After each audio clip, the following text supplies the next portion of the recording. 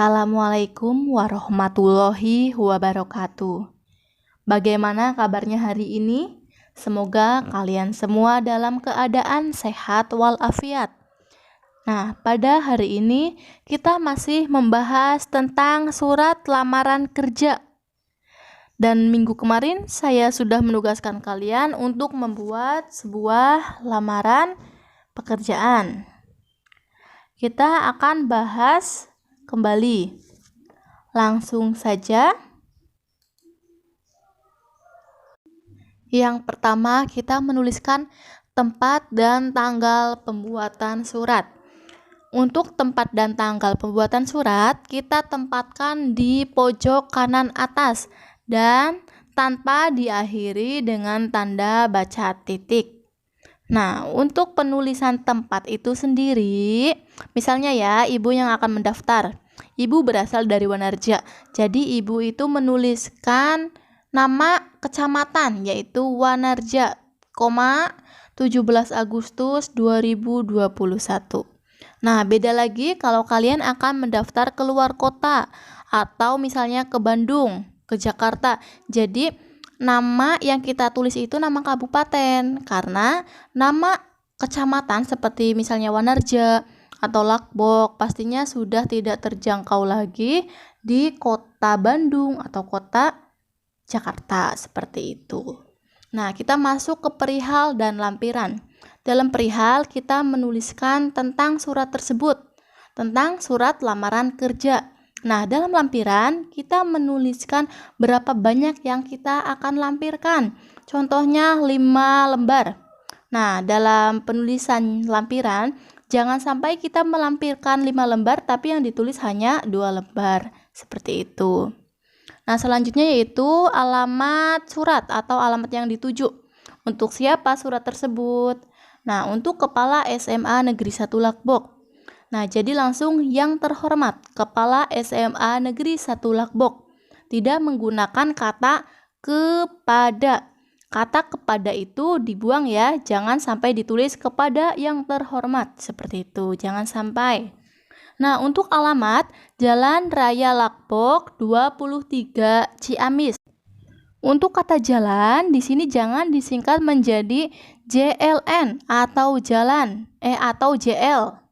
Nah, untuk 23 ini nomor jalan. Jadi kata nomor jangan ditulis lagi nomor 23 karena angka 23 sudah mewakili nomor jalan.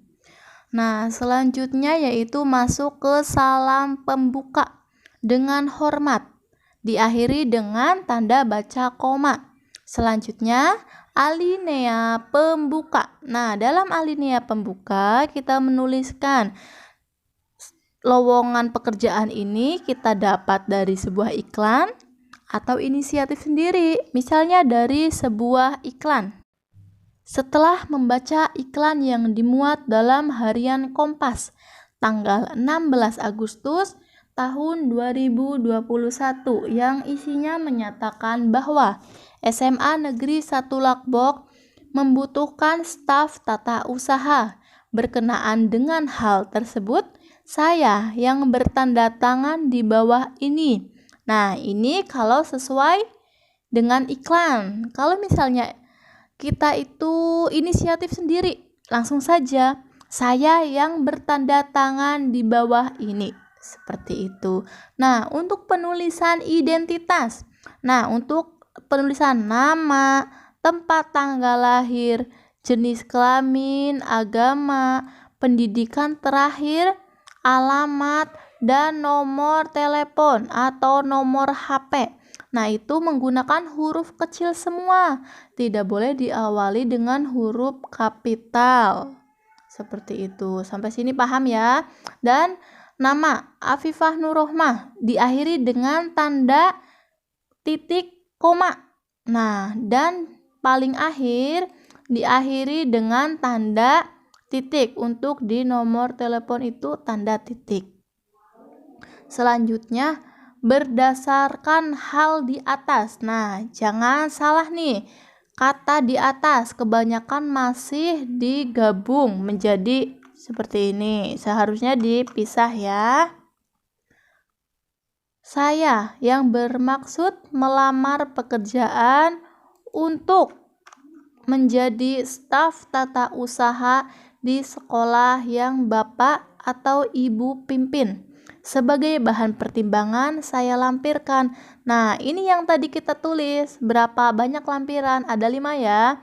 Nah, di sini pas foto. Ini kurang S ya.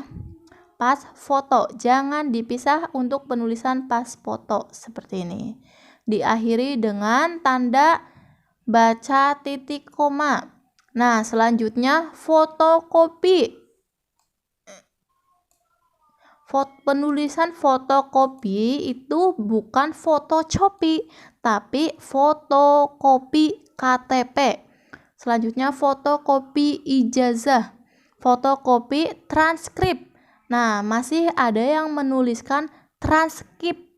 Seharusnya transkrip.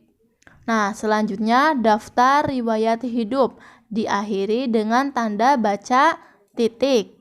Nah, selanjutnya yaitu masuk ke penutup. Demikian, surat lamaran ini saya buat dengan sebenar-benarnya. Atas perhatian Bapak Ibu, saya ucapkan terima kasih. Nah, untuk kata terima kasih itu jangan digabung ya.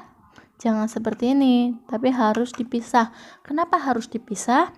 Karena kata terima itu bisa berdiri sendiri dan kata kasih juga bisa berdiri sendiri. Seperti itu. Dan yang terakhir yaitu tanda tangan dan nama terang. Hormat saya. Di sini harusnya ada tanda tangan ya. Terus Afifah Nurrohmah. Sampai sini paham ya? Nah, kita kembali lagi ke identitas. Nah, di setiap identitas kan diakhiri oleh tanda titik koma dan paling akhir diakhiri oleh tanda titik. Nah, tanda baca ini boleh dipakai dan tidak dipakai juga tidak apa-apa.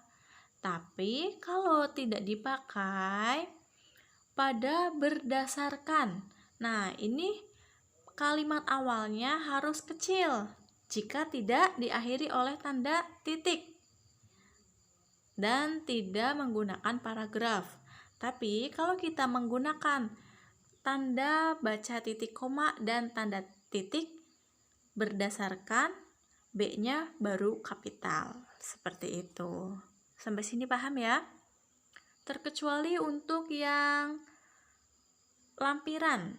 Kalau yang rincian lampiran itu harus tetap menggunakan tanda baca titik koma dan diakhiri oleh tanda titik.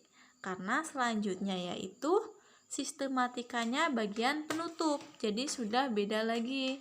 Jadi harus diakhiri oleh tanda baca titik. Sampai sini paham ya? Sekian dari saya. Wassalamualaikum warahmatullahi wabarakatuh.